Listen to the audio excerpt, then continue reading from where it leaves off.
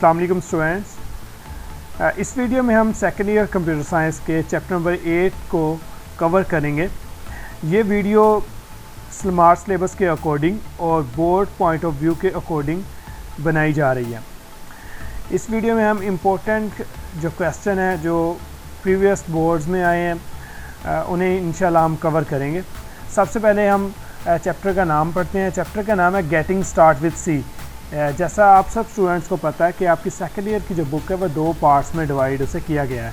First जो 7 chapter हैं वो डेटाबेस के हैं, एमएस सक्सेस के हैं, और रिमेनिंग जो चैप्टर है चैप्टर 8 से लेके चैप्टर 14 तक वो सी प्रोग्रामिंग लैंग्वेज का है। और ज़्यादा जो पार्ट है आपके बोर्ड एग्ज़ाम का वो सी प्रोग्रामिंग लैंग्वेज में से होता है। सी प्रोग्रामिंग लैंग्वेज में से 50 मार्क्स का जो पेपर है वो C programming language chapter number 8 से लेकर चैप्टर नंबर 14 तक कवर किया जाता है। तो हम ज़्यादा जो फोकस करेंगे वो चैप्टर 8 से लेकर चैप्टर नंबर 14 तक ही करेंगे और अच्छे तरीके से इसे पढ़ेंगे, समझेंगे। आप स्टूडेंट्स ने भी वीडियो को अच्छे तरीके से देखना है, सुनना है और समझना है और साथ साथ प्रैक्टिस करनी है। इंशाल्लाह हम सी प्रोग्रामिंग लैंग्वेज में जो प्रोग्राम्स आएंगे इन्हें प्रैक्टिकली जो कंपाइलर पे इन्हें कंपाइल भी करेंगे, इन्हें रन करेंगे। चलें स्टार्ट करते हैं। सबसे पहला जो क्वेश्चन है वो briefly describe the computer program. बेटा एग्ज़ाम में क्वेश्चन आता है डिफ़ाइन कंप्यूटर प्रोग्राम। तो जैसा कि आपने प्रीवियस क्लासेस में भी कंप्यूटर प्रोग्राम की डेफिनेशंस पढ़ी होगी। प्रोग्राम्स क्या होते हैं बेटा? Programs are this set of instruction encoding to these instruction computer can solve different kind of problem. Programs क्या होता है? हदायत का सेट होता है जिसके मुताबिक हमारा कंप्यूटर डिफरेंट प्रॉब्लम्स को सॉल्व करता है। अब कंप्यूटर प्रोग्राम्स क्या होते हैं? Programs that are design for computers are called computer program. और ऐसे प्रोग्राम जो कंप्यूटर के लिए बनाए जाते हैं वो क्या कहलाते हैं? कंप्यूटर प्रोग्राम कहलाते हैं।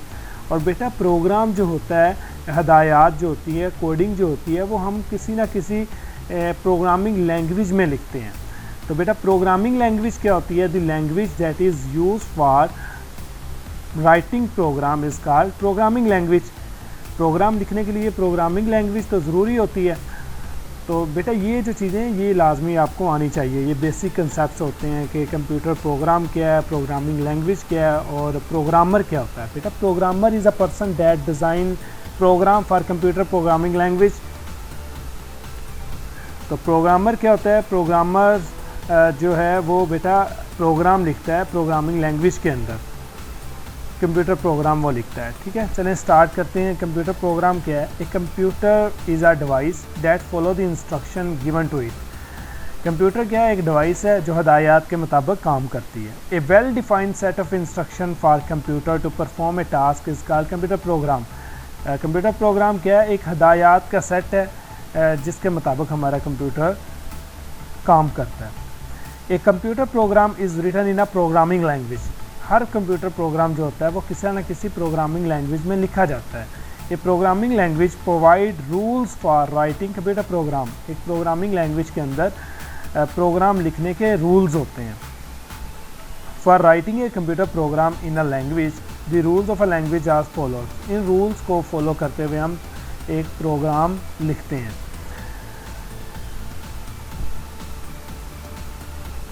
Since the advent of computer, many computer programming language have been developed. तो बेटा इसी तरह बहुत सारी कंप्यूटर प्रोग्रामिंग लैंग्वेज डिज़ाइन की गई हैं। This C language is an example of computer programming language. बेटा सी क्या है? आपकी एक कंप्यूटर प्रोग्रामिंग लैंग्वेज है। इसका क्या मतलब है कि सी प्रोग्रामिंग लैंग्वेज के अंदर हम कंप्यूटर प्रोग्राम लिखते हैं। तो बच्चों ये बोर्ड में आने वाला शॉर्ट क्वेश्चन है। Define computer program, define programming language. ठीक है, जो नेक्स्ट क्वेश्चन है वो briefly describe the history of C. ये भी 2 नंबर का शॉर्ट क्वेश्चन आता है बोर्ड एग्जाम में कि हिस्ट्री ऑफ सी लैंग्वेज क्या है। तो बेटा सी लैंग्वेज किस तरह इंट्रोड्यूस करवाएगी? तो सी लैंग्वेज से पहले बेटा बी लैंग्वेज थी। बी लैंग्वेज को इम्प्रूव करके सी लैंग्वेज बनाया गया। अब हम ये सीखते हैं कि पढ़ते हैं कि सी लैंग्वेज कब और किसने बनाई। बोर्ड के अंदर ये बहुत ज़्यादा क्वेश्चन आता है कि सी लैंग्वेज कब और किसने बनाई। C is a general purpose programming language it was develop at AT&T Bell laboratories. बेटा सी क्या है, ये AT&T बेल लेबोरेटरीज के अंदर बनाई गई है, ये आपने याद रखना है। USA इन 1972, ये बोर्ड में बहुत दफ़ा क्वेश्चन आया कि सी लैंग्वेज कब और किसने बनाई। तो बेटा सी लैंग्वेज जो है वो 1972 के अंदर USA में AT&T बेल लेबोरेटरीज़ के अंदर बनाएगी, और बनाई किसने, डेनिस रिची ने ये बनाई, ठीक है। It was design and develop by Dennis Ritchie. तो यहाँ तक ये बोर्ड का बहुत इंपॉर्टेंट क्वेश्चन है।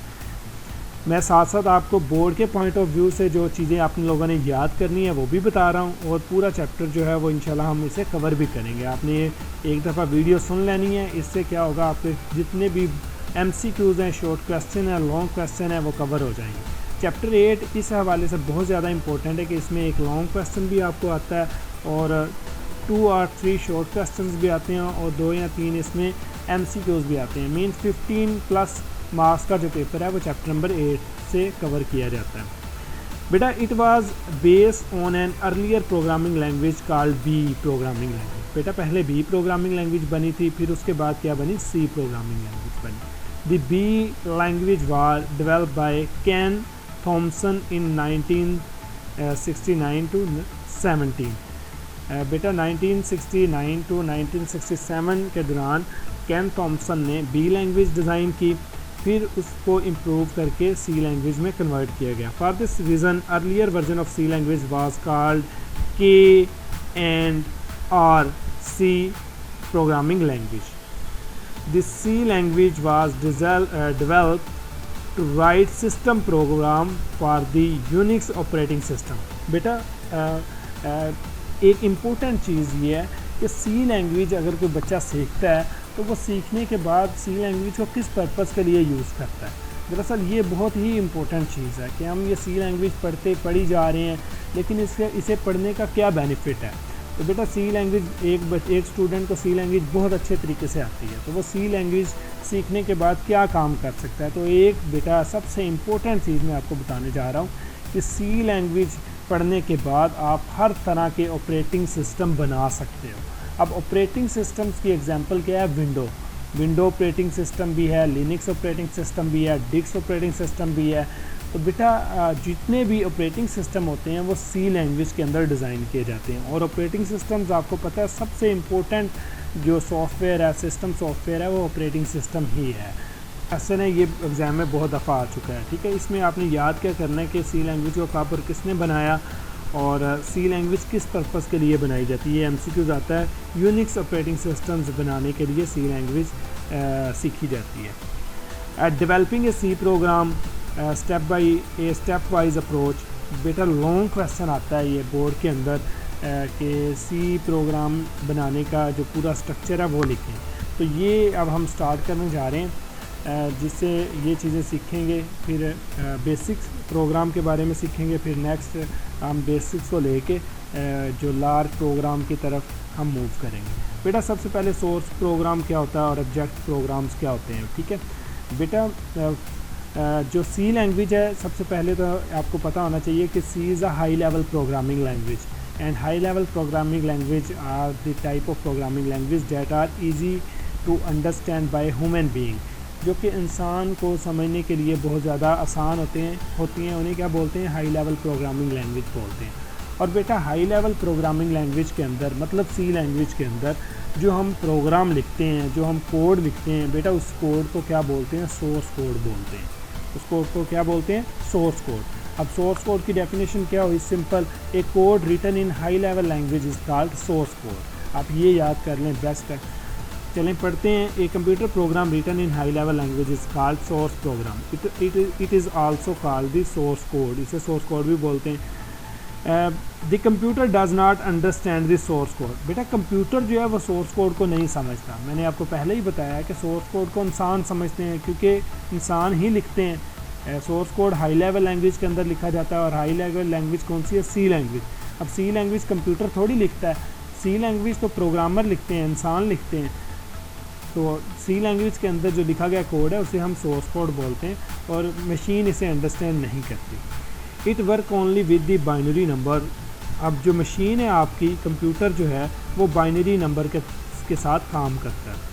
Therefore, source program cannot run directly on the computer. So जो source program होते हैं वो directly कंप्यूटर पे execute नहीं होते. It is converted into binary number for execution by the computer. Computer पर इसे एग्जीक्यूट करने के लिए हमें इन्हें बाइनरी नंबर्स में कन्वर्ट करना पड़ता है, ठीक है।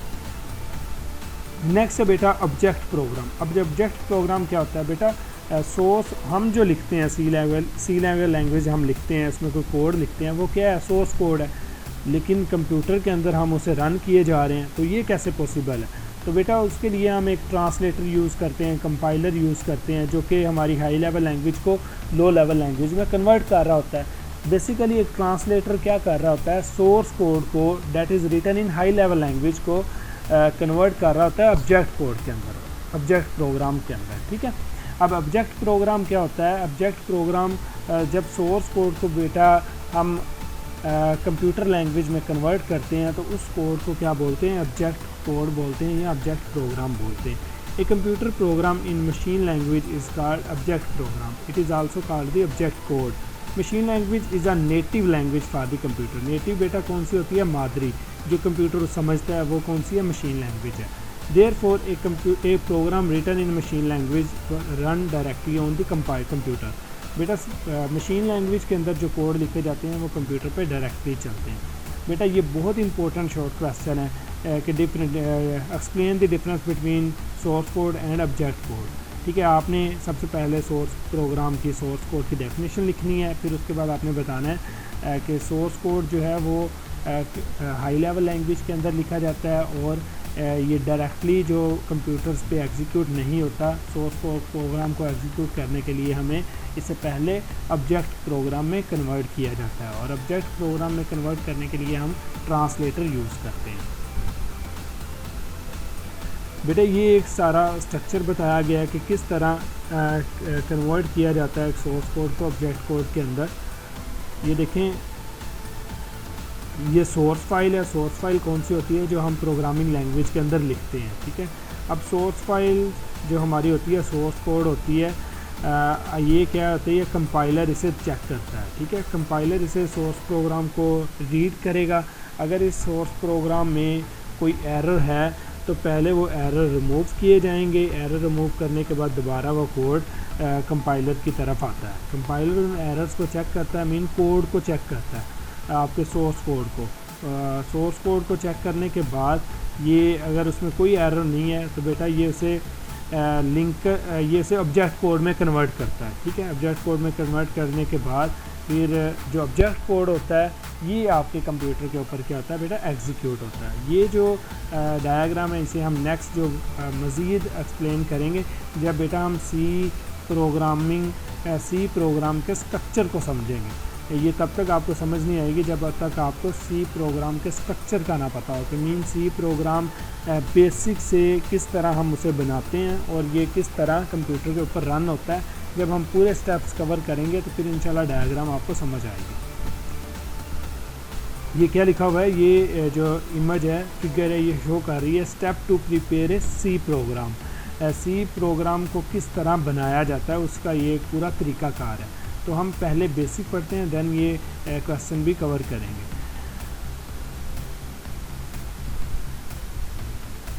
बेटा ये क्वेश्चन आ गया आपका, ठीक है। पहले आपने बेटा क्वेश्चन पढ़ लेना है। क्वेश्चन पढ़ने के बाद ये डायग्राम आपने करनी है और ये लॉन्ग क्वेश्चन आपका प्रोग्राम के अंदर आता है, बोर्ड के अंदर ये लॉन्ग क्वेश्चन आता है, ठीक है। आप अगर ये एक क्वेश्चन भी कर लेंगे तो जो 80% 8वें चैप्टर में से जो लॉन्ग क्वेश्चन आता है वो यही है। क्वेश्चन क्या है, what necessary step are taken to prepare a C program for execution. मतलब सी प्रोग्राम बनाते वक्त हमें कौन कौन से स्टेप लेने चाहिए कि हमारा प्रोग्राम एग्जीक्यूट हो सके। एक्सप्लेन विद डायग्राम की मदद से एक्सप्लेन करो। बेटा सबसे पहले step to prepare a C program, there are 5 step to prepare a C program for execution on a computer. These step are car create and editing. सबसे पहला स्टेप क्या है, क्रिएट एंड एडिटिंग। दूसरा step क्या है, saving. तीसरा step क्या है, कंपाइलिंग। 4 पे लिंकिंग है एंड नंबर 5 पे एग्जीक्यूशन ऑफ अ प्रोग्राम। अब हम ये समझ लेते हैं कि इनमें होता है क्या है। बेटा सबसे पहले देखें, आपने जब डेव जो कंपाइलर ओपन किया है, डेव एक ऐसा इंटरफेस है, या डेव कर लें या टर्बो सी आप यूज़ करते हैं सेकेंड ईयर के अंदर। टर्बो सी क्या एक कंपाइलर है, सी कंपाइलर है जिसके अंदर हम सी प्रोग्राम लिखते हैं। इन सबसे पहला काम आप क्या करते हैं बेटा, सबसे पहले हम प्रोग्राम को क्रिएट करते हैं, मीन लिखते हैं न्यू सिरे से। एक न्यू प्रोग्राम सबसे पहले हमें लिखना पड़ता है, और वो प्रोग्राम क्या होता है, सोर्स कोड होता है। क्योंकि हम लिख रहे हैं हाई लेवल लैंग्वेज के अंदर, तो उसे बेटा हम क्या बोलते हैं, सोर्स कोड बोलते हैं। अब उस कोड या तो हम न्यू प्रोग्राम लिखते हैं, या पहले से लिखे हुए प्रोग्राम को एडिट करते हैं, मीन उसमें थोड़ी बहुत चेंज करते हैं। तो पहला स्टेप हमारा यही होता है, क्योंकि अगर हम प्रोग्राम लिखेंगे ही नहीं तो नेक्स्ट प्रोग्राम के ऊपर डिफरेंट ऑपरेशंस कैसे परफॉर्म कर सकते हैं। तो पहला जो स्टेप होता है वो प्रोग्राम को लिखना होता है। फिर उसके बाद बेटा अब प्रोग्राम जो लिखते हैं बेटा, प्रोग्राम लिखने के बाद उसके बाद हम क्या करते हैं, प्रोग्राम को सेव करते हैं। तो बेटा सी प्रोग्रामिंग लैंग्वेज के अंदर जो प्रोग्राम को सेव किया जाता है वो .c की एक्सटेंशन से किया जाता है। चलें वन बाय वन पढ़ते हैं। Create source program. The first step in preparing a program is writing and editing and debugging of a source program. The program written in high level language is called source program. A source program is created in a text editor. ठीक है, किसी भी text editor में भी आप programme लिख सकते हैं। Saving the C program. C program को जब आप सेव करते हो तो बेटा ये MCQs आता है, तवज्जो से आपने ये सुनना है।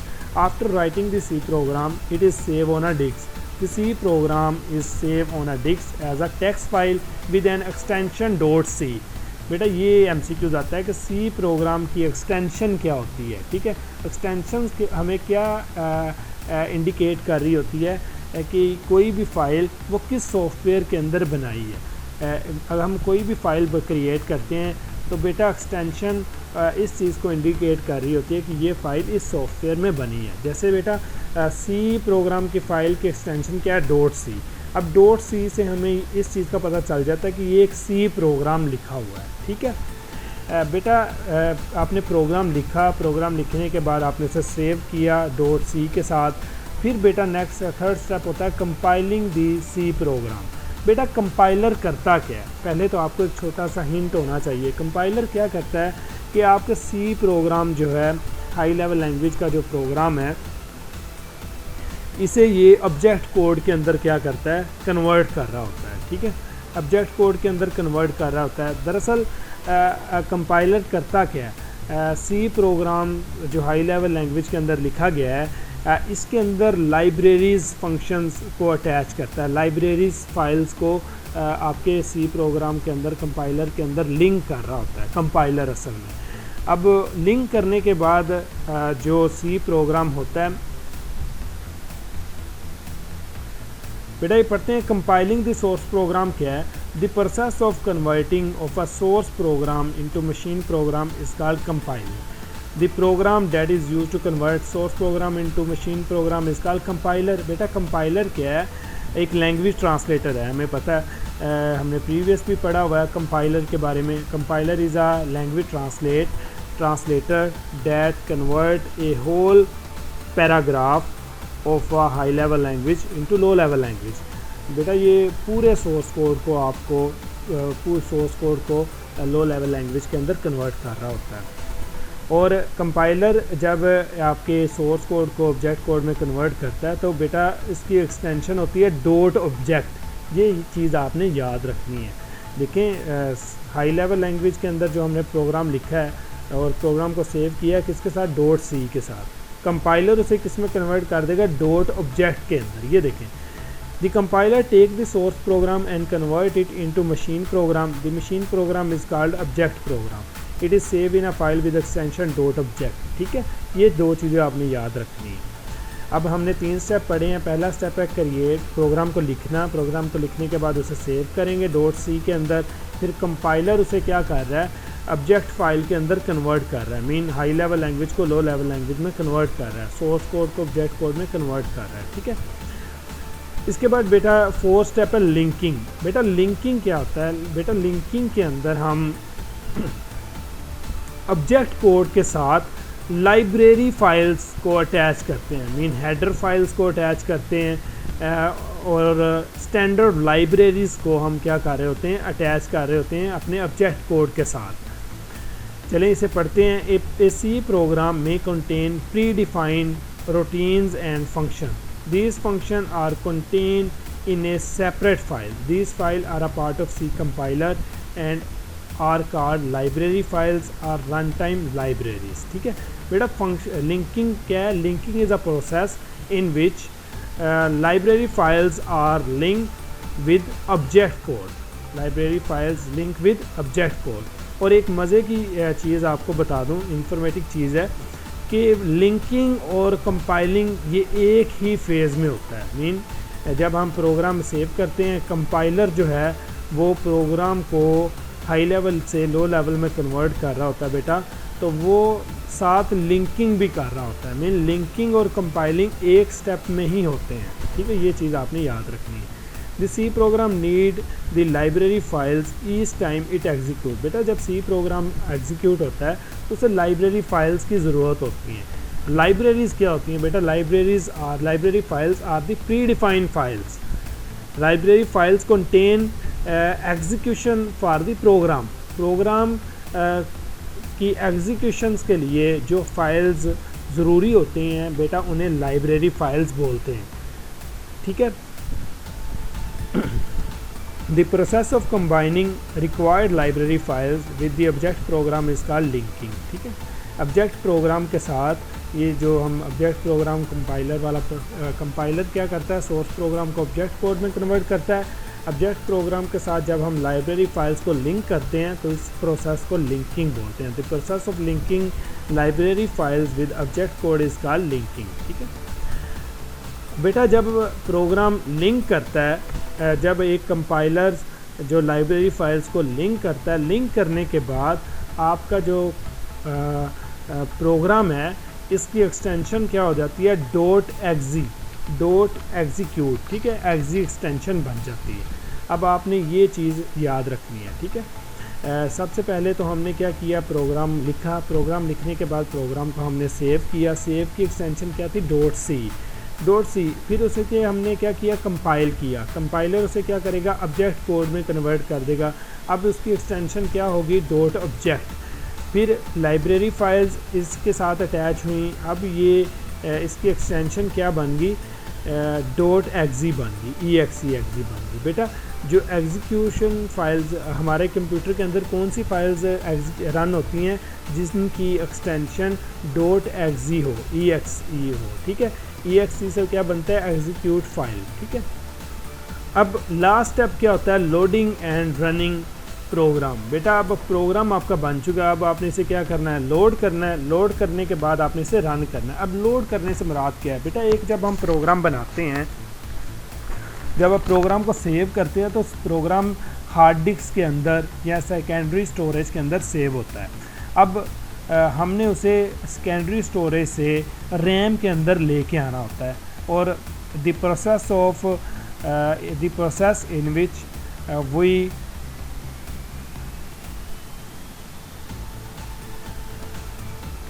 बेटा लोडिंग क्या है? लोडिंग वो स्टेप होता है जिसमें हम हार्ड डिस्क से या सेकेंडरी स्टोरेज से प्रोग्राम को रैम के अंदर लेके आते हैं ताकि हमारा प्रोग्राम को चलने के लिए हम तैयार कर सकें, और इस प्रोसेस को क्या बोलते हैं? लोडिंग बोलते हैं। लोडिंग दी सी प्रोग्राम। जब रैम के अंदर हमारा प्रोग्राम आ जाता है, फिर उसके बाद ये प्रोग्राम क्या होता है? CPU से एग्जीक्यूट करता है। ठीक है, एग्जीक्यूट करने से मुराद क्या है? इसे रन करता है और हमें आउटपुट शो करवाता है। In this step, the program is run on the computer system. The executable file is run by loading it into the computer memory. This is done by system loader. The loader is a system program that places the executable file into computer memory. For example, in the Windows operating system, when the name of executable file is double click, the system loader load the file into computer memory and execute it. ठीक है, तो वो बेटा loading क्या एक तरीके process है। Loading में हम कंप्यूटर में जो लोडर होता है, सिस्टम का जो लोडर होता है, वो आपकी फ़ाइल को मेन मेमोरी के अंदर लेके आता है, और मेन मेमोरी की एग्जांपल क्या है? रैम और रोम है। ठीक है, ये चीज़ आपको क्लियर होनी चाहिए। बेटा अब एक सी प्रोग्राम का आपको पता चल गया है, अब हम डायग्राम की तरफ चलते हैं। ये देखें बेटा, डायग्राम में क्या है, सबसे पहले हमने प्रोग्राम लिखा है और इस प्रोग्राम को हमने सोर्स फाइल में सेव कर लिया है। ठीक है, सोर्स फाइल अब हमारे पास है।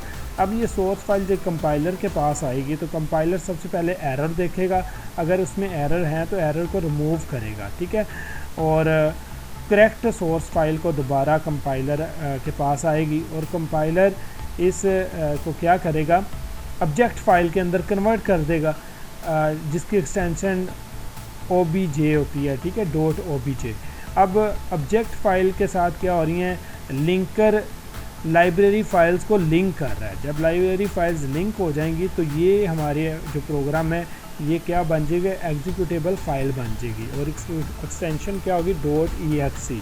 अब .exe जो फाइल होती है इसे लोडर लोड करता है, लोड करने के बाद इसे एग्जीक्यूट करता है। ठीक है, executable program run in the computer memory. ठीक है, तो ये बेटा एक पूरा स्टेप है, प्रोसेस है, जिसमें हम एक प्रोग्राम को प्रिपेयर करते हैं, इसी प्रोग्राम को बनाते हैं। ठीक है, क्रिएट करते हैं। उम्मीद है आपको समझ आई होगी।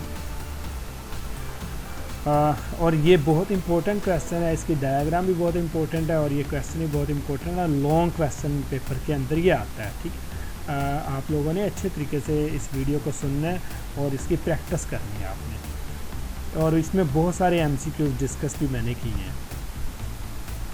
बेटा next, briefly describe the turbo C++ compiler. ठीक है, अब इसमें कुछ थोड़ी बहुत हमारे कंसेप्ट क्लियर करने के लिए चीज़ें हैं, ये ज़्यादा इम्पोर्टेंट नहीं है पेपर पॉइंट ऑफ व्यू के हवाले से, लेकिन ये इसलिए मैं ये टॉपिक मैंने इंक्लूड किया हुआ है ताकि जो नेक्स्ट चैप्टर है, चैप्टर 9, चैप्टर 10 जो हमने पढ़ने हैं सी प्रोग्रामिंग लैंग्वेज में, उसमें ये बड़ी हेल्प करेंगे। तो बेटा पहली चीज़, टर्बो C++ कंपाइलर क्या चीज़ है। ठीक है, तो बेटा कंपाइलर क्या होता है, कंपाइलर एक लैंग्वेज ट्रांसलेटर है जो सोर्स कोड को ऑब्जेक्ट कोड में कन्वर्ट कर रहा है, या हाई लेवल लैंग्वेज को लो लेवल लैंग्वेज में कन्वर्ट कर रहा है। क्लियर है ये चीज़। नेक्स्ट बेटा, बहुत से कंपाइलर होते हैं। सी लैंग्वेज के लिए जो बेसिक कंपाइलर है, सी लैंग्वेज के लिए या C++ लैंग्वेज के लिए जो बेसिक कंपाइलर है बेटा, उसका नाम है टर्बो सी। अब पेपर में MCQs आएगा, the compiler of C language, आगे ऑप्शन होंगे तो उसमें आपने टर्बो सी को लगाना है। तो टर्बो सी करेक्ट आंसर होगा। टर्बो सी क्या है, ये कि सी लैंग्वेज का कंपाइलर है। अब सी कंपाइलर होता क्या है बेटा, कंपाइलर के अंदर कंपाइलर हमें एक पूरा इन्वायरमेंट प्रोवाइड करता है जिसे हम IDE बोलते हैं, इंटीग्रेटेड डेवलपमेंट इन्वायरमेंट। अब इसके अंदर हम प्रोग्राम को राइट कर सकते हैं, जो ऊपर वाले पूरे स्टेप हमने पढ़े हैं, प्रोग्राम को क्रिएट करना, सेव करना, कंपाइल करना, लिंक करना, ये सारे काम कौन कर रहा है, ये कंपाइलर कर रहा है, टर्बो C++ कर रहा है। ठीक है बेटा, अब हम इसे पढ़ते हैं, मज़ीद चीज़ें हमें क्लियर होंगी। Turbo C++ is an integrated development environment for creating program in C++। ठीक है, सी लैंग्वेज के अंदर यहाँ सी लैंग्वेज का प्रोग्राम या C++ लैंग्वेज का प्रोग्राम बनाने के लिए हम जो कंपाइलर यूज़ करते हैं उसका नाम है टर्बो सी। और बेटा IDE क्या होता है, इंटीग्रेटेड डेवलपमेंट इन्वायरमेंट। इसका मतलब क्या है, एक ऐसा इन्वायरमेंट है जो हमें प्रोग्राम बनाने को, प्रोग्राम क्रिएट करना, प्रोग्राम को सेव करना, प्रोग्राम को लोड करना, प्रोग्राम को एग्जीक्यूट करना, ये सारी फैसिलिटीज़ प्रोवाइड कर रहा है। ठीक है, इसलिए हम इसे क्या बोलते हैं, IDE बोलते हैं। कंप्लीट इंटीग्रेटेड डेवलपमेंट इन्वायरमेंट है किसी भी चीज़ को बनाने के लिए। बेटा नेक्स्ट जो इम्पोर्टेंट क्वेश्चन है वो है, how would you create, edit, compile, link and execute C program, discuss briefly. Turbo C के अंदर हम प्रोग्राम को किस तरह क्रिएट करते हैं, किस तरह एडिट करते हैं, किस तरह उसे कंपाइल करते हैं, लिंक करते हैं, एग्जीक्यूट करते हैं। ये MCQs टाइप क्वेश्चन है। पेपर में पूछ लेगा कि प्रोग्राम को लिंक करने की कमांड क्या है, प्रोग्राम को एग्जीक्यूट रन करने की कमांड क्या है, तो ये MCQs आते हैं। तो इसलिए आपने इन्हें MCQs के हवाले से तैयार करना है। Developing a C program consists of several steps. These include writing, saving, compiling, linking and executing of a program. A brief description of these steps using the Turbo C IDE is given below. सबसे पहले programme को create करना है, creating source program. Creating source program is the first step in developing a C program. C program बनाते वक्त सबसे पहला काम क्या होता है, प्रोग्राम को क्रिएट करना। It consist of 2 step, these are writing the program and saving it on the disk. Mean create source program में क्या करते हैं, प्रोग्राम को लिखते हैं, फिर इसे हम सेव करते हैं, ठीक है।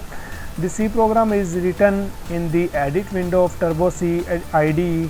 The edit window is open by selecting new file from the menu bar। Mean ये देखें, सबसे पहले फ़ाइल पे क्लिक करेंगे, फिर न्यू फाइल पे जाएंगे और न्यू फाइल के अंदर हम प्रोग्राम को क्रिएट करते हैं और फिर क्या करते हैं, सेव द प्रोग्राम। प्रोग्राम लिखने के बाद हम क्या करते हैं, सेव, प्रोग्राम को सेव करते हैं। प्रोग्राम को सेव करने के 2 मेथड हैं, कौन कौन से। After writing the C program in edit window it is save on the disk. It is saved by selecting file and save from the menu bar or pressing F2 on the keyboard। Mean आपको ये पता होना चाहिए shortcut की कि F2 press करने से आपका जो प्रोग्राम क्या होता है, सेव होता है। या दूसरा स्टेप क्या है कि सेव एज़, फाइल के अंदर जाना है, फाइल के अंदर सेव एज़ का ऑप्शन होगा, उसे क्लिक करेंगे तो बेटा आपका एक एक डायलॉग बॉक्स अपीयर हो जाएगा और उस डायलॉग बॉक्स में आपने प्रोग्राम का नाम लिखना है और .c एक्सटेंशन के साथ उसे आपने क्या कर देना, सेव कर देना है।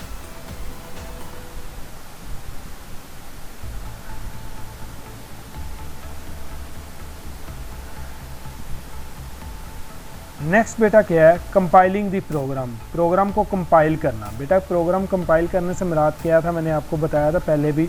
प्रोग्राम को कंपाइल करने से मुराद है कि जो हमने प्रोग्राम हाई लेवल लैंग्वेज के अंदर लिखा हुआ है उसे लो लेवल लैंग्वेज में कन्वर्ट करना या सोर्स कोड को ऑब्जेक्ट कोड में कन्वर्ट करना। तो इसके लिए जो शॉर्टकट की यूज़ की जाती है उसका नाम है Alt+ F9। अब Alt+ F9 प्रेस करेंगे तो हमारा जो कोड होता है वो सोर्स कोड जो होता है वो ऑब्जेक्ट कोड में कन्वर्ट हो जाता है, ठीक है। और इसके बाद जो थर्ड स्टेप है वो लिंकिंग द सी प्रोग्राम है। लिंकिंग और कंपाइलिंग ये एक ही स्टेप में होते हैं, मैं बार बार ये चीज़ आपको बता रहा हूँ, ठीक है। After compiling the program the program object file is link to library files using the linker. This is done by compiler, ठीक है, are link from the menu bar. Linker combine the necessary library files to the object code and make the program to the execution, ठीक है, programme को execution के काबिल बनाता है। तो बेटा ये एक आपको मैंने बताया, इस क्वेश्चन में हमने जो चीज़ याद करनी है वो ये है कि प्रोग्राम को क्रिएट करना है, क्रिएट करने के बाद प्रोग्राम को सेव करना है। सेव करने के लिए हमें F2 प्रेस करना पड़ता है या फिर हम सेव एज़ से सेव कर सकते हैं। जो प्रोग्राम सेव होता है उसे हम कंपाइल करते हैं। कंपाइल करने के लिए कमांड कौन सी यूज़ की जाती है बेटा, Alt+ F9 कमांड यूज़ आप करते हैं, ठीक है, Alt+ F9 या फिर आप उसे कंपाइल के ऑप्शन से कंपाइल कर सकते हैं। मेरा नेक्स्ट क्या है, बहुत ही इम्पोर्टेंट शॉर्ट क्वेश्चन है। List 2 reason why it would be preferable to write a program in C rather than in the machine language. Important question है कि कोई 2 रीज़न्स लिखें कि सी प्रोग्रामिंग लैंग्वेज में प्रोग्राम लिखना मशीन लैंग्वेज में program लिखने से ज़्यादा बेहतर है। देखें क्वेश्चन की सेंस को आपने पहले अंडरस्टैंड करना है। देखिए वो कह रहा है कि मशीन लैंग्वेज कौन सी होती है, the language that is easily understand by machine that is directly execute on machine is called machine language. Mean और मशीन लैंग्वेज में जो प्रोग्राम हम लिखते हैं वो डायरेक्टली मशीन पे चल जाता है, ठीक है। लेकिन सी लैंग्वेज क्या है, हाई लेवल लैंग्वेज है। हाई लेवल लैंग्वेज कौन सी होती है, जो इंसान जो है जिन्हें ईजीली अंडरस्टैंड कर सकते हैं प्रोग्राम, और जो इंसान जिस लैंग्वेज के अंदर प्रोग्राम लिखते हैं वो कौन सी होती है, सी लैंग्वेज होती है। अब क्वेश्चन ये है कि सी लैंग्वेज के अंदर प्रोग्राम लिखने की रीज़न बताएं, ठीक है बेटा। एक चीज़ सिंपल सी चीज़ है कि बेटा हमने पढ़ा है कि C language is a high level programming language that is easy to understand by human being, जो इंसानों को समझने के लिए बहुत आसान होती है, तो बेटा यही इसकी रीज़न है। सी लैंग्वेज क्या होती है? It is easy to understand, it is easy, the code written in C language is easy to understand, easy to debug and easy to execute and easy to editable। ठीक है, तो बेटा ये सारी facilities क्या हैं सी लैंग्वेज के easy to understand होने की वजह से है। पहली रीज़न तो ये होगी कि C language is easy to understand, the program written in C language is easily understand, and if there is any error then we can resolve, we can find, we can debug these error easily। ठीक है, तो ये first reason है। और बेटा number 2 क्या है इसकी रीज़न? ये C language, the program written in C language is independent, machine independent, it is not a machine dependent, it is a machine independent program written is one place will be execute at any place in the world। कि C programming language के अंदर जो programme लिखा जाता है इसे हम किसी भी जगह पे जाके आप रन कर सकते हैं। तो इस प्रोसेस को क्या बोलते हैं? इट इज़ मशीन इंडिपेंडेंट बोलते हैं। ठीक है, और भी बहुत सारी इसकी रीज़न्स हैं, लेकिन हमने सिर्फ 2 रीज़न्स बतानी है। ठीक है, पहली रीज़न क्या है? C is a high level language, a program written in high level language is machine independent. It mean that a program written in C level language, C programming language can be run on different type of computer। बेटा एक Intel machine के ऊपर, एक Intel computer के अंदर अगर मैंने programme लिखा है तो बेटा उस प्रोग्राम को मैं जो मोटोरोला कंप्यूटर्स हैं या आपके डेल के कंप्यूटर्स हैं या आपके HP के कंप्यूटर हैं, आप किसी भी कंप्यूटर के ऊपर आप उस प्रोग्राम को क्या कर सकते हैं? एग्जीक्यूट कर सकते हैं। तो इस प्रोसेस को बोलते हैं मशीन इंडिपेंडेंट बोलते हैं। ओके, नंबर 1, तो नंबर 1 क्या है? Machine independent. नंबर 2 रीज़न क्या है? An instruction in a machine language is written is a combination of 0 and 1। It is very difficult to read and understand and use these instruction। On other hand, a program written in C language is more likely to the English, most like to English। ये बिल्कुल English की तरह होता है, English language की तरह। These are easy to understand and change। इन्हें हम easily अंडरस्टैंड कर सकते हैं, चेंज कर सकते हैं, एरर फाइंड कर सकते हैं। ठीक है, तो ये 2 रीज़न्स हैं। एक क्या है? ईजी टू अंडरस्टैंड है, दूसरा क्या है? It is a machine independent है। तो ये 2 रीज़न्स की वजह से हम सी लैंग्वेज के अंदर प्रोग्राम लिखने को प्रेफर समझते हैं। नेक्स्ट क्या है? Basic structure of C program. बहुत ही इम्पोर्टेंट शॉर्ट क्वेश्चन भी है, लॉन्ग क्वेश्चन भी है कि एक सी प्रोग्राम लिखा हुआ है। आपको एक चीज़ ये भी आनी चाहिए कि C is the structure programming language. तो बेटा सी क्या है? एक स्ट्रक्चर प्रोग्रामिंग लैंग्वेज है। इसमें सी प्रोग्राम्स क्या है? इसमें प्रोग्राम को डिफरेंट ब्लॉक्स के अंदर डिवाइड किया गया है और हर ब्लॉक्स का क्या है? अलग पर्पज़ है। तो ये क्या है? एक बेहतरीन इसका स्ट्रक्चर होता है। तो 2 तरह की प्रोग्रामिंग लैंग्वेज होती है, एक स्ट्रक्चरल प्रोग्रामिंग लैंग्वेज और दूसरा unstructural programming language. Structure programming language क्या है? जिसमें डिफरेंट ब्लॉक्स के अंदर प्रोग्राम को लिखा गया होता है। तो सी क्या है? स्ट्रक्चर प्रोग्रामिंग लैंग्वेज है। ठीक है, तो क्वेश्चन कैसे आता है? Briefly describe the basic structure of C program. तो एक सी प्रोग्राम है तो उसके स्ट्रक्चर को एक्सप्लेन करो। The logic according to which a program is written is called structure of a program। The structure of a C program consists of 2 main parts। These are preprocessor directives and main function। बेटा 3 parts होते हैं। Basic structure of C program, एक C program के कितने parts होते हैं? 3 part होते हैं।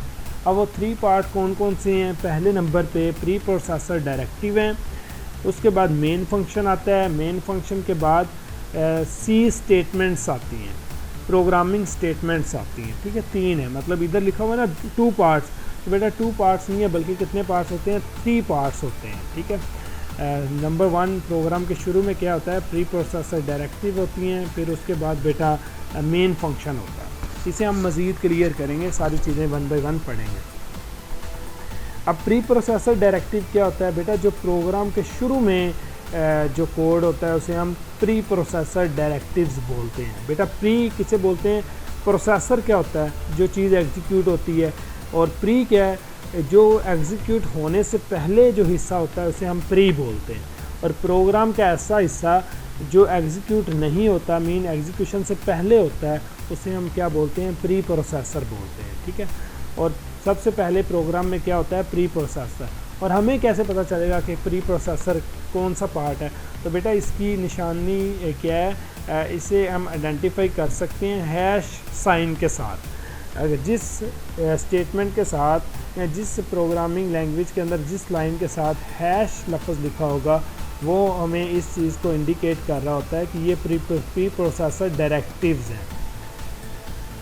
और उसके बाद क्या आता है बेटा, मेन फंक्शन आता है आपका। चलें हम इसे क्लियर पढ़ लेते हैं अच्छे तरीके से। A program example is given below. The first statement of a program is a pre processor directive. This pre processor directive has been written to include the std standard std.h header file. std.h से क्या मुराद है, standard input output files हैं। The second statement specify the main function. The C statement are written in the main function with the curly brackets. अब जो C language की जो statements होती हैं बेटा, वो किससे लिखी जाती हैं, ये करली ब्रैकेट्स में लिखी जाती हैं। और हर C प्रोग्राम की जो स्टेटमेंट है उसके एंड पे स्टेटमेंट टर्मिनेटर होता है।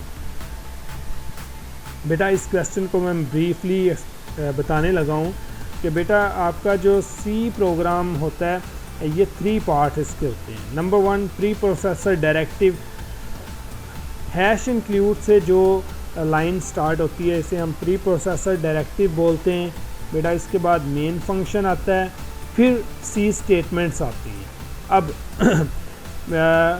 C स्टेटमेंट की आइडेंटिफिकेशन हम कैसे कर सकते हैं? नंबर 1 ये करली ब्रैकेट्स में आएंगी।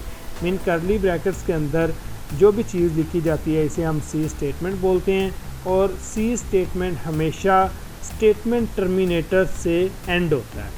ठीक है, अब ये देखें, ये इसे हम C स्टेटमेंट नहीं बोल सकते क्योंकि इसके लास्ट में क्या है, स्टेटमेंट टर्मिनेटर नहीं है, और ना ही इसके लास्ट में स्टेटमेंट टर्मिनेटर है। ठीक है, इसलिए हम इसे प्री प्रोसेसर डायरेक्टिव बोल रहे हैं, इसे मेन फंक्शन बोल रहे हैं, और इसे C स्टेटमेंट बोल रहे हैं। और ये जो प्रोग्राम लिखा हुआ है ये this is my first program, इस स्ट्रिंग को प्रिंट करने के लिए ये प्रोग्राम है। किसी भी स्ट्रिंग को प्रिंट करने के लिए हम ये प्रोग्राम लिख सकते हैं, और बस इसकी जगह पे हम अपना वर्ड यूज़ करेंगे, अपना सेंटेंस यूज़ करेंगे, और ये जो सेंटेंस हम यूज़ करेंगे वो same as it is print हो जाएगा। ठीक है, अब हम मज़ीद 1 बाय 1 चीज़ों को समझते हैं।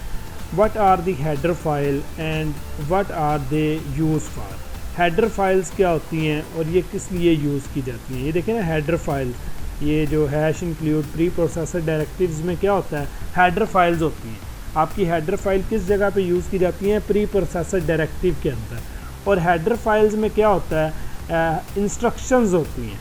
प्रोग्राम को एग्जीक्यूट करने की क्या होती हैं, इंस्ट्रक्शंस होती हैं। ठीक है, और अगर हम ये फाइल्स ऐड नहीं करेंगे तो बेटा आपका कंपाइलर आपके प्रोग्राम को अंडरस्टैंड नहीं करेगा। तो बेटा जो लिंकर है, हमने पीछे पढ़ा है कि लिंकर क्या कर देता है बेटा, इन फाइल्स को, इन हेडर फाइल्स को C प्रोग्राम के साथ अटैच कर रहा होता है। अब जब प्रोग्राम प्रिंट एफ को अंडरस्टैंड करता है, जब कंपाइलर इस स्टेटमेंट को एग्जीक्यूट करता है, तो बेटा कंपाइलर को प्रिंट एफ का नहीं पता कि प्रिंट एफ क्या काम करती है। ठीक है, तो बेटा प्रिंट एफ की जो पूरी एक्सप्लेनेशन है वो किसी ना किसी हेडर फाइल में होती है, और वो हेडर फाइल कौन सी है, stdio standard input output header file है। ठीक है, इसी तरह हम हेडर फाइल्स यूज़ करते हैं ताकि जो आपके प्रोग्राम उसे इजी टू अंडरस्टैंड किया जा सके, कंपाइलर उसे अच्छे तरीके से समझ सके। ठीक है, अगर आपको ये चीज़ क्लियर बेटा नहीं हुई तो आपने लाजमी मुझे कमेंट्स करने हैं, मुझसे आपने क्वेश्चन करने हैं, आपने मुझसे पूछने हैं। मज़ीद आपको ये चीज़ें क्लियर हो जाएंगी अभी इंशाल्लाह। What are the header file and what are they use for, ये किस लिए यूज़ की जाती हैं? मैंने बताया कि हेडर फाइल्स क्या होती हैं, प्री प्रोसेसर डायरेक्टिव्स होती हैं, और किस लिए यूज़ की जाती हैं, प्रोग्राम के अंदर प्रोग्राम को एग्जीक्यूट करने के लिए यूज़ की जाती है। ठीक है, हेडर फाइल्स क्या हैं? Header file are the part of C compiler These files contain definition of standard library functions. These are several header files. There are several header files. Each header file contain definition of one type of function only. हर जो आपकी header file है वो एक function को explain कर रही होती है। ये देखिए फॉर एग्जांपल math.h, अब एच से मुराद क्या हेडर फाइल, math.h क्या कर रही है, ये मैथ के फंक्शंस को अंडरस्टैंड कर रही होती है। आप अगर प्रोग्राम के अंदर कोई मैथ का फंक्शन यूज़ करेंगे तो उसके लिए आपको लाजमी तौर पे हेडर फाइल यूज़ करनी पड़ेगी। math.h header file contain definition of a mathematical functions available in C language. Each header file has the extension .h. The preprocessor directive include is used to add a header file into the program. एक program के अंदर header file लिखते वक्त हमें hash और include use करना पड़ता है, ठीक है। और the name of a file is written in the curly brackets angle brackets के अंदर हम इसका नेम लिखते हैं आफ्टर इंक्लूड डायरेक्टरी। मीन इसका सिंटैक्स क्या है बेटा, ये आपने याद करना है, हैश इंक्लूड और नेम ऑफ हेडर फाइल। यहाँ पे हम लिख सकते हैं math.h। math.h क्या है, ये हेडर फाइल का नेम है।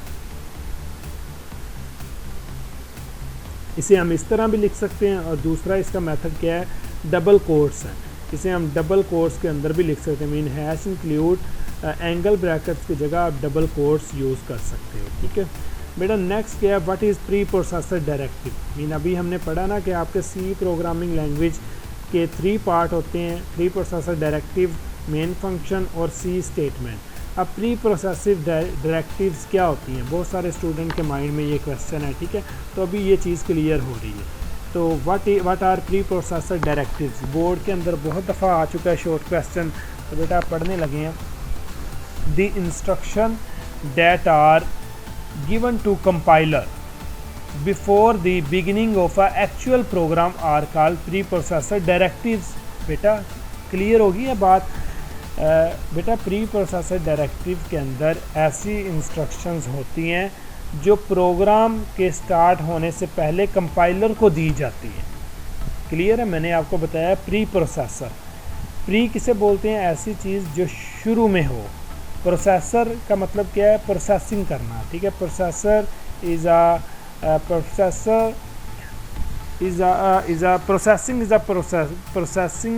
Process in which. तो बेटा ये प्री प्रोसेसर डायरेक्टिव्स क्या होती हैं, ऐसी हिदायत, ऐसी इंस्ट्रक्शन जो एक्चुअल प्रोग्राम के स्टार्ट होने से पहले हम प्रोग्राम को देते हैं, ठीक है। There are also called compiler directives. Pre processor directive को हम क्या बोलते हैं, कंपाइलर डायरेक्टिव्स बोलते हैं, ठीक है। These are written at the beginning of a source program. एक प्रोग्राम के शुरू में हम ये चीज़ें लिखते हैं। These preprocessor directives start with the number sign। ये हैश साइन के साथ स्टार्ट होती हैं। मीन हमें कैसे पता चलेगा कि प्रोग्राम के अंदर प्री प्रोसेसर डायरेक्टिव यूज़ की गई, तो उसकी आइडेंटिफिकेशन कैसे होती है कि ये हैश साइन के साथ स्टार्ट होता है और इसमें कीवर्ड यूज़ होता है इंक्लूड और डिफाइन कीवर्ड यूज़ करते हैं। मीन हैश इंक्लूड या हैश डिफाइन के साथ ये प्री प्रोसेसर डायरेक्टिव यूज़ की जाएंगी और ये प्रोग्राम की एक प्रोग्राम के अंदर जो चीज़ें हम यूज़ करते हैं इसकी एक्सप्लेनेशन होती है जो हम कंपाइलर को दे रहे होते हैं। दीज आर द इंस्ट्रक्शन और directives that tell the compiler to take action. ये कंपाइलर को बताता है कि आपने काम किस तरह करना है before compiling the source program. एक प्रोग्राम को ऑब्जेक्ट कोड में कन्वर्ट करने के लिए कंपाइलर को जो हम हदायत देते हैं वो किस में होती हैं, प्री प्रोसेसर डायरेक्टिव में होती हैं और ये हैश साइन के साथ स्टार्ट होती हैं, ठीक है।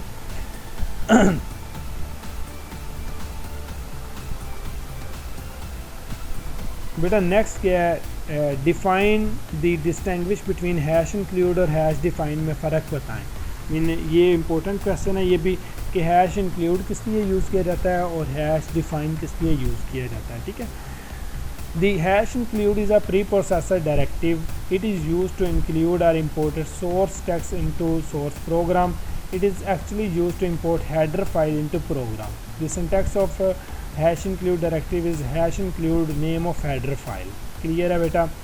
इसकी एग्जांपल्स क्या है ये देखिए बेटा। For example in the following statement the std.h file located in the include directive of a compiler is imported #include stdio.h। इस तरह हम इसे लिखेंगे, ठीक है। हैश डिफाइन क्या है बेटा? The hash define is a preprocessor directive. It is used to assign a constant entity to an identifier. This directive can be used anywhere in the program. Its syntax is hash define identifier and constant। बेटा अब मैं आपको जो असल में इसका difference है वो बताने लगा हूँ। बेटा हैश इंक्लूड डायरेक्टिव किस लिए यूज़ की जाती हैं? बेटा दो तरह के फंक्शन होते हैं। एक हमारे पास स्टैंडर्ड फंक्शन होते हैं, एक होते हैं user define function. Standard functions क्या होते हैं? जो सी लैंग्वेज के अंदर पहले से मौजूद होते हैं, जिनका पर्पस क्या होता है? पहले से डिफ़ाइन शुदा होता है। जैसे कि प्रिंट एफ स्टेटमेंट। अब हम प्रिंट एफ यूज़ करते हैं प्रोग्राम के अंदर। प्रिंट एफ का मतलब क्या है? किसी भी चीज़ को प्रिंट कर दो। मीन प्रिंट एफ के अंदर हम जो चीज़ लिखेंगे वो हमें प्रिंट होके मिलेगा, मीन उसका रिज़ल्ट हमें मिलेगा। अब स्टैंडर्ड फंक्शंस जो होते हैं उन्हें यूज़ करने के लिए हमें hash include standards hash include use करना पड़ता है। ये क्या है? Standard functions. कितनी तरह के फंक्शन होते हैं? स्टैंडर्ड फंक्शन और user define function. Standard functions को यूज़ करते वक्त हमें हैश इंक्लूड लिखना पड़ता है, जबकि यूज़र डिफाइन फंक्शंस को यूज़ करते वक्त हमें हैश डिफाइन लिखना पड़ता है। अब इसकी एग्जांपल क्या है? देखें बेटा, हैश डिफाइन पाई क्या है? आइडेंटिफायर है, और पाई की वैल्यू क्या है? कांस्टेंट होती है 3.14। मीन मैंने एक प्रोग्राम है जिसके अंदर पाई फंक्शन यूज़ करना है, तो उसे मैंने यूज़ करने से पहले मुझे हेडर फाइल लिखनी पड़ेगी, और वो किस में लिखते हैं? हैश डिफाइन पाई 3.14। ये हम शुरू में लिखेंगे, प्री प्रोसेसर डायरेक्टिव के अंदर लिखेंगे, तो फिर हमारा प्रोग्राम एग्जीक्यूट होगा, अदरवाइज़ नहीं होगा। एक चीज़ बेटा याद रखनी है, the hash defined directive does not require a semicolon at the end of the statement। बेटा इसके एंड पे स्टेटमेंट टर्मिनेटर नहीं है, ठीक है, सेमीकोलन नहीं है, तो इसलिए बेटा ये क्या है? प्री प्रोसेसर डायरेक्टिव है। क्लियर है बेटा? अब मेन फंक्शन क्या होता है? इंपॉर्टेंट क्वेश्चन है, what is a main function? बेटा मेन फंक्शन इस चीज़ को बता रहा होता है कि मेन फंक्शन के बाद आपका सी प्रोग्राम स्टार्ट हो रहा है। सिंपल ये है। मीन आपके प्रोग्राम के कितने पार्ट्स होते हैं? 3 पार्ट्स हैं। मीन पहला पार्ट प्री प्रोसेसर डायरेक्टिव है जो हैश डिफाइन से स्टार्ट हो रहा है और हैश इंक्लूड से स्टार्ट हो रहा है। इसके बाद ये हमें बताता है प्री प्रोसेसर डायरेक्टिव है। इसके बाद आपका मेन फंक्शन आता है। बेटा मेन फंक्शन इस चीज़ को इंडिकेट कर रहा है कि मेन फंक्शन के बाद आपकी सी स्टेटमेंट स्टार्ट हो रही है, ठीक है। The main function indicate the beginning of the C program. C program के स्टार्ट को बता रहा होता है। This function must include in every C program. हर सी प्रोग्राम के अंदर मेन फंक्शन होता है। When a C program is executed the control goes directly to the main function. It is a entry point to all C program. हर C program में जाने के लिए हमें मेन फंक्शन में जाना पड़ता है। और इसकी सिंटैक्स क्या है? The syntax of main function is a main void main void, ठीक है। आप इसे सिंपल मेन और ब्रैकेट्स जो हैं ये यूज़ कर सकते हैं। ये भी लिख देंगे फिर भी चलेगा। मीन इस तरह ये जो लिखा हुआ है ना मेन MAIN और ये ब्रैकेट यूज़ की गई हैं, आप इस तरह भी इसे यूज़ कर सकते हैं। ये इस तरह मेन फंक्शन, या इसे वॉइड मेन वॉइड लिख सकते हैं, ठीक है। वॉइड मेन वॉइड को भी हम मज़ीद जो नेक्स्ट एक्सप्लेन करेंगे, ठीक है। ये हमें क्या बता रहा है? ये मेन फंक्शन क्या बता रहा है कि इसके बाद आपका प्रोग्राम स्टार्ट हो रहा है, सी प्रोग्राम स्टार्ट हो रहा है, ठीक है। अब सी स्टेटमेंट्स क्या होती हैं? देखा आ गई वो चीज़ कि आपका प्रोग्राम कितने पार्ट्स होते हैं? 3 पार्ट्स होते हैं। प्री प्रोसेसर डायरेक्टिव, नंबर 2 पे आपका जो है मेन फंक्शन है, नंबर 3 पे सी स्टेटमेंट्स होती हैं। अब आपको कैसे पता चलेगा कि प्री प्रोसेसर डायरेक्टिव क्या है, मेन फंक्शन क्या है और सी स्टेटमेंट क्या है? बेटा मैंने आपको बता दिया है, ऐसी प्रोग्रामिंग लाइन जिसके शुरू में हैश का लफ्ज़ होगा, हैश सिंबल होगा, वो आपका क्या होता है? प्री प्रोसेसर डायरेक्टिव होती है। तो उसके बाद आपका मेन फंक्शन आता है। मेन फंक्शन के बाद करली ब्रैकेट्स आती हैं, ठीक है, जिन्हें हम डेलीमीटर्स भी बोलते हैं। ये हमें इस चीज़ की आइडेंटिफिकेशन कर रहा होता है, इंडिकेट कर रहा है कि इसके बाद सी लैंग्वेज सी स्टेटमेंट स्टार्ट हो रही है। और हर सी स्टेटमेंट के लास्ट में स्टेटमेंट टर्मिनेटर होता है, मीन सेमी कोलन लाजमी होगा। मीन जिस स्टेटमेंट के साथ सेमी कोलन होगा, स्टेटमेंट टर्मिनेटर होगा, वो क्या कहलाती हैं? सी स्टेटमेंट कहलाती हैं। चले पढ़ते हैं इसे। The statement of a C program are written under the main function between the curly brackets, इनके दरमियान लिखी जाती हैं। The statement are the body of the main function, each C language statement end with a semicolon, ठीक है, statement terminator. बस बेटा इतना आपने याद करना है। अब डेलीमीटर्स क्या होती हैं? The symbols that are used to specify limit of a something are called delimiters in the C program. The opening brackets and specify the beginning of a block of statement, similarly the closing brackets, ठीक है। तो ये आपके क्या होते हैं बेटा? डेलीमीटर्स जिन्हें बोलते हैं। मीन इन ब्रैकेट्स को, करली ब्रैकेट्स को डेलीमीटर्स भी बोलते हैं और इन सेमी कोलन्स को स्टेटमेंट टर्मिनेटर भी बोलते हैं। क्लियर है बेटा? ये आपने दो चीज़ें याद रखनी है। Difference between the pre processor directive and compiler, इसके दरमियान में फ़र्क क्या है? ठीक है बेटा, एक सिंपल सा फ़र्क है बिल्कुल।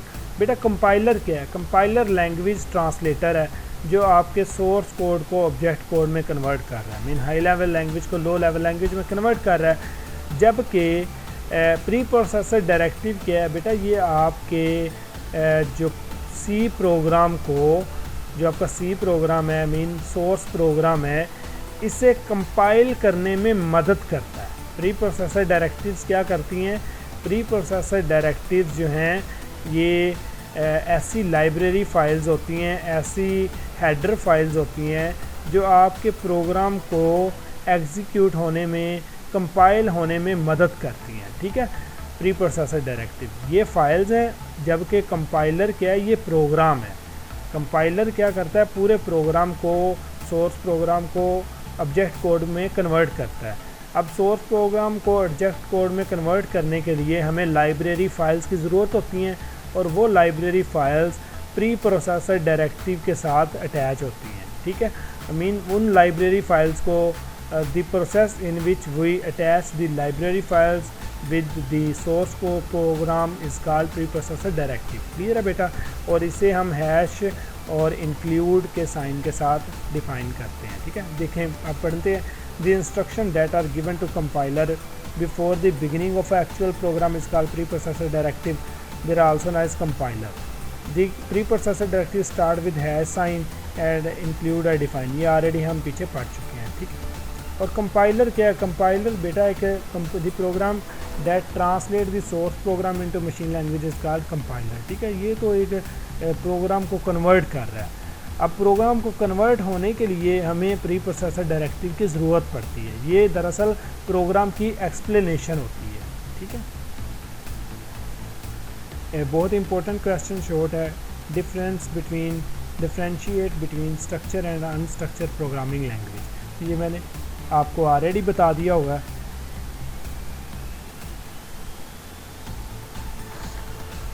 बेटा स्ट्रक्चर प्रोग्रामिंग लैंग्वेज कौन सी होती है और अनस्ट्रक्चर प्रोग्रामिंग लैंग्वेज कौन सी होती है? बेटा अनस्ट्रक्चर प्रोग्रामिंग लैंग्वेज वो होती हैं जिनमें आपका प्रोग्राम वो एक ही ब्लॉक में राइट किया होता है।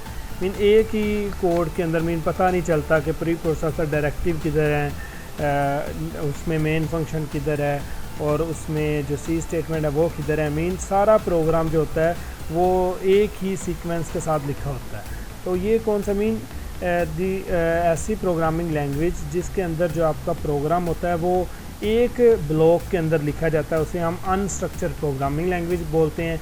A programming language in which entire program is written as a single continuous block is called unstructure programming language.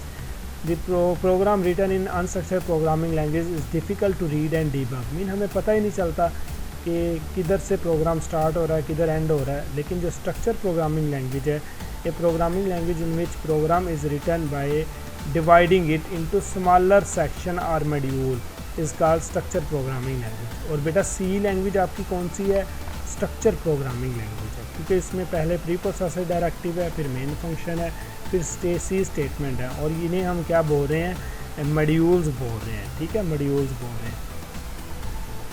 अब एडवांटेज क्या है? स्ट्रक्चर प्रोग्रामिंग लैंग्वेज के एडवांटेज क्या होते हैं? स्ट्रक्चर प्रोग्रामिंग के एडवांटेज क्या है? Program are easier to read and understand. Program को रीड करना क्या होता है, आसान होता है।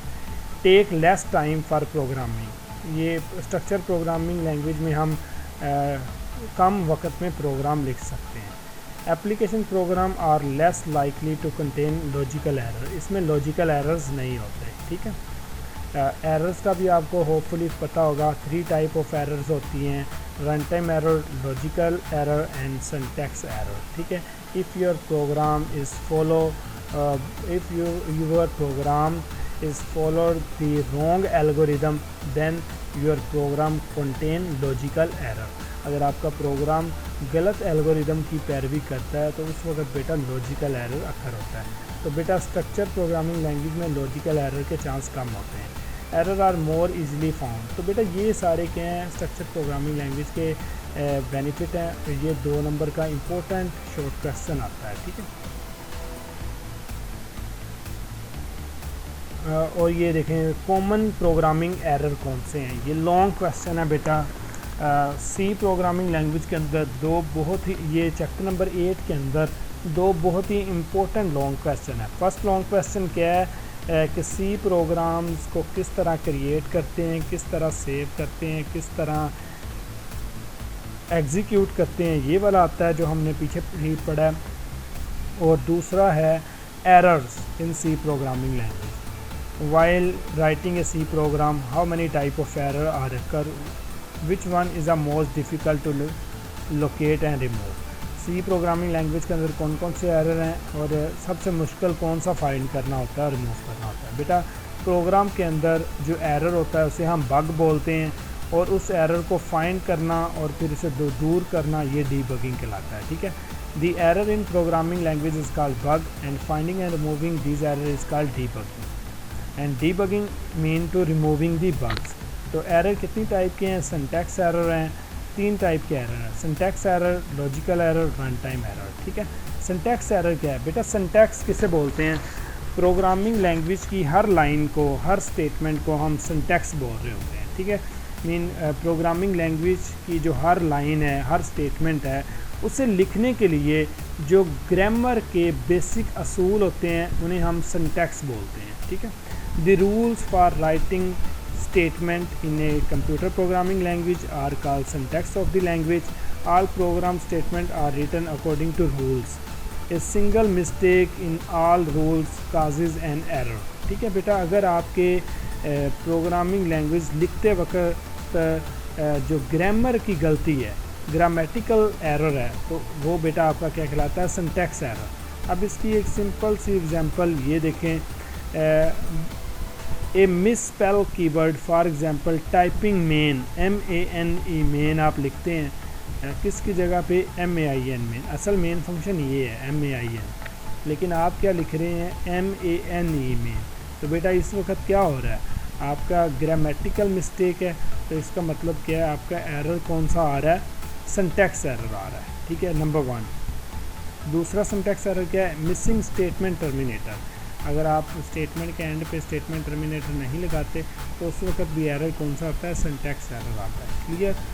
दूसरा बेटा लॉजिकल एरर, ये मैंने अभी एक्सप्लेन किया है, जब आपका प्रोग्राम गलत एल्गोरिदम, एक प्रोग्राम लिखने से पहले हम क्या लिखते हैं, एल्गोरिदम लिखते हैं। एल्गोरिदम क्या है, algorithm is a step by step process to solve a problem, ठीक है। और अगर आपका एल्गोरिदम ही गलत है तो डेफिनेटली आपका प्रोग्राम भी गलत है, ठीक है।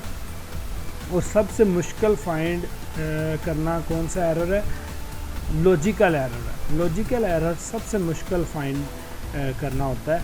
इसकी रीज़न क्या है बेटा, क्योंकि आपका जो प्रोग्राम है वो ठीक एग्जीक्यूट हो रहा होता है, आपका प्रोग्राम ठीक चलता है, और लेकिन उसकी जो आउटपुट होती है वो गलत होती है। मीन हम कहते हैं 1 + 1 = 2, ठीक है, लेकिन अगर आपका प्रोग्राम 1 + 1 = 3 लिख दे तो इसका मतलब क्या है, क्योंकि कंप्यूटर ने तो आंसर देना है, हमें आंसर मिल रहा है, आंसर कंप्यूटर दे रहा है, लेकिन आंसर क्या है, गलत है, तो इसका मतलब क्या है, हमारा प्रोग्राम गलत है। तो वो इस टाइप का एरर कौन सा कहलाता है, लॉजिकल एरर कहलाता है, ठीक है। The error in a logic of a program are called logical error. The compiler can not detect this error. बेटा ऐसा एरर जो कंपाइलर डिटेक्ट ना करे वो कौन सा है? Logical error. ये शॉर्ट MCQs आता है। A program with logical error run on a computer but it give wrong result. ठीक है, प्रोग्राम लॉजिकल एरर वाले प्रोग्राम को एग्जीक्यूट करता है लेकिन रिज़ल्ट गलत देता है। ठीक है, for example using a division operator in a formula when the multiplication operator should have been used give incorrect result। ठीक है, तो मीन हम गलत कोई चीज़ यूज़ कर देते हैं तो वो क्या एरर आता है? लॉजिकल एरर आता है। रन टाइम एरर कौन सा होता है बेटा? जब हमारा प्रोग्राम जो है वो इल्लीगल रिज़ल्ट परफॉर्म करता है, इल्लीगल्स इंस्ट्रक्शंस को एग्जीक्यूट करने की कोशिश करता है बेटा, उस वक्त रन टाइम एरर आता है। बाज़ औक़ात हम लिखते हैं कि किसी भी लफ्ज़ को, किसी भी वर्ड को ज़ीरो से जब हम डिवाइड करते हैं तो बेटा वो इन्फिनिटी होता है, मीन जो कभी भी ख़त्म ना हो। तो बेटा प्रोग्रामिंग लैंग्वेज के अंदर हम ऐसा प्रोग्राम, बेस्ट प्रोग्राम होता है जो कभी ना कभी एंड हो। देखिए पूरी कायनात का निज़ाम क्या है? एंड होने वाला है। ठीक है, हर चीज़ का क्या है? हर चीज़ एंड होने वाली है। जैसे सुबह होती है तो जो सुबह, फिर वो रात के वक्त दिन जो एंड हो जाता है, फिर इसी तरह रात भी एंड होती है। हर नमाज का टाइम फ़िक्स है। आई मीन हमारी लाइफ के अंदर हर चीज़ का एक स्पेसिफिक टाइम है, उस टाइम के बाद वो चीज़ ख़त्म हो जाती है बेटा। इसी तरह आपका जो प्रोग्राम है वो भी क्या होता है? बेस्ट प्रोग्राम कौन सा होता है? जो एंड हो जाए। ठीक है, जो स्टेटमेंट के एग्जीक्यूट होने के बाद हमें रिज़ल्ट दे और एंड हो जाए। क्या आप ऐसा प्रोग्राम लिखना पसंद करेंगे जो कभी भी एंड ना हो? तो ऐसा कोई भी नहीं लिखेगा। मीन हम कि प्रोग्रामर क्या करते हैं? प्रोग्राम लिखते हैं, प्रोग्राम का स्टार्ट भी होता है, एंड भी होता है, लेकिन रन टाइम एरर क्या होता है? जब आपका प्रोग्राम एग्जीक्यूट हो और वो कभी भी एंड ना हो तो उस वक्त वो कौन सा एरर होता है? रन टाइम एरर होता है। और ये कब आता है? जब डिवाइडिंग बाय ज़ीरो, किसी भी चीज़ को ज़ीरो से डिवाइड करेंगे तो वो इन्फिनिटी होता है। इन्फिनिटी से मुराद लामहदूद, तो उस वक्त एरर कौन सा? Run time error. क्लियर है बेटा? ये लॉन्ग क्वेश्चन है, ये याद रखना है आपने। पहला लॉन्ग क्वेश्चन कौन सा था आपका बेटा? पहला जो लॉन्ग क्वेश्चन है वो ये है, step to prepare C programming language. दूसरा लॉन्ग क्वेश्चन आपने क्या करना है? एरर्स वाला, type of error in a programming language. ठीक है, ये। और थर्ड लॉन्ग क्वेश्चन आपने कौन सा करना है? प्रोग्रामिंग लैंग्वेज का। ठीक है, प्रोग्रामिंग लैंग्वेज क्या होती है? The language that is use for writing program is called programming language. And there are two main type of programming language, low level programming language and high level programming language. Low level programming language are the language that is easily understood by a computer is called low level programming language. And there is two type of low level programming language. First is a machine language, second is a assembly language. Machine language is a type of low level programming language in which the code is written in binary forms. Binary stand for 0 or 1. And assembly language is a low level programming language in which the code is written in symbols instead of binary code. In assembly language we use mnemonics. Mnemonics means symbols. And assembly language is one step higher than machine language, and these both are the type of low level programming language. And other is a high level programming language. High level programming language are the type of programming language that is easily understood by a human is called high level language. And the code written in high level language is similar likely to human language, as like English, as like Urdu. Basic language, Fortran language, COBOL language, Pascal language, C language, C++ language are the example of high level programming language. तो बेटा ये आपका question है, programming language क्या होती है, programming language कितनी type है, 2 टाइप है, high level programming language, 2 level programming language. 2 level programming language क्या होती है, जो कंप्यूटर समझता है वो लो लेवल प्रोग्रामिंग लैंग्वेज है। इसकी 2 टाइप है, मशीन लैंग्वेज और असेंबली लैंग्वेज। मशीन लैंग्वेज क्या होती है, जिसमें हम प्रोग्राम 0101 की फॉर्म में लिखते हैं, और असेंबली लैंग्वेज क्या होती है, जिसमें हम सिंबल्स की मदद से प्रोग्राम लिखते हैं, जैसे ऐड, ADD ऐड, और मल्टीप्लिकेशन को MUL से हम रिप्रेजेंट कर रहे होते हैं। असल में ये सिंबल्स क्या होते हैं, निमोनिक्स होते हैं, ठीक है। और असेंबली लैंग्वेज में हम बाइनरी कोड की जगह निमोनिक्स को यूज़ करते हुए प्रोग्राम लिखते हैं, ये आपको पता होना चाहिए। और हाई लेवल लैंग्वेज कौन सी होती हैं, ऐसी लैंग्वेज जो इंसान समझ सकता है, वो हाई लेवल लैंग्वेज होती है, और ये इंग्लिश की तरह होती है, ठीक है। और ये इसकी बेसिक फोर्ट्रान, ये इसकी एग्जांपल्स हैं।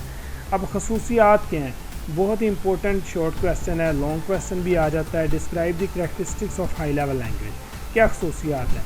तो बेटा high level language machine independent होती है, मीन एक मशीन पे प्रोग्राम जो लिखा है वो किसी भी मशीन पे आप रन कर सकते हैं, ये मैंने शुरू में आपको बताया।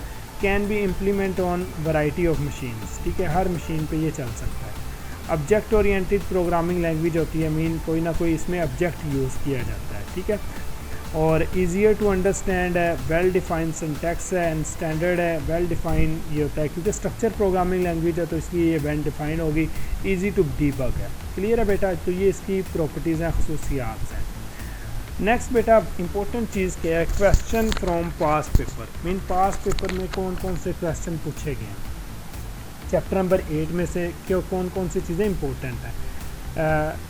क्वेश्चन है, how would you create, edit, compile, link a C program. C program को किस तरह आप बनाते हैं, कंपाइल करते हैं, लिंक करते हैं। दूसरा क्वेश्चन है, what necessary step are taken to prepare C program for execution. Explain detail process with C program, ठीक है। सी प्रोग्राम को लिख के आपने उसे एक्सप्लेन करना है। तो बेटा ये दोनों क्वेश्चन सेम ही है, सिमिलर है। आगे क्या है, write a detail note on a basic structure of a C program, describe the basic structure in a detail, briefly explain the basic structure of C. बल्कि ये तीनों क्वेश्चन जो हैं, ये अगर एक क्वेश्चन आपको आता है तो आप तीनों क्वेश्चन जो फर्स्ट वाले ऊपर वाले 3 क्वेश्चन हैं इसे आप सॉल्व कर सकते हैं। Define the structure programming language, define it's advantage. Structure programming language क्या है, इसके बेनिफिट क्या हैं। What is an error, error क्या होता है, सी लैंग्वेज के अंदर कौन कौन से एरर पाए जाते हैं, ठीक है। इसके अलावा आगे क्वेश्चन है, explain high level programming language and low level programming language, describe characteristics of high level programming language, what is computer language, describe the type of computer language, define programming language. ये दोनों same question है। What is debugging, और ये debugging और error वाला same question है। तो बेटा ये क्वेश्चन नंबर जो है चैप्टर नंबर 8 के लॉन्ग क्वेश्चन है। अगर आप ये क्वेश्चन याद करेंगे, ये क्वेश्चन कवर किए हुए हैं ऊपर, तो आप इस चैप्टर में से जितना भी पेपर होगा उसे आप अटैम्प्ट करने के काबिल बन जाएंगे। और ये आपकी एक्सरसाइज सॉल्व की गई है, और ये बेटा आपने अच्छे तरीके से इस पूरे चैप्टर को आपने समझना है। इस वीडियो को आपने बार बार देखना है ताकि आपको चीज़ें क्लियर हो सकें। अगर कोई भी क्वेश्चन है तो वो आपने लाजमी पूछना है, कमेंट्स करके पूछना है। इंशाल्लाह आपके हर क्वेश्चन का आपको प्रॉपर जो है वो आंसर प्रोवाइड किया जाएगा। इंशाल्लाह मिलते हैं नेक्स्ट चैप्टर के साथ, चैप्टर नंबर जो आपका 9 है, सी प्रोग्रामिंग लैंग्वेज का। तब तक के लिए अपना ख्याल रखिएगा। अल्लाह हाफिज़।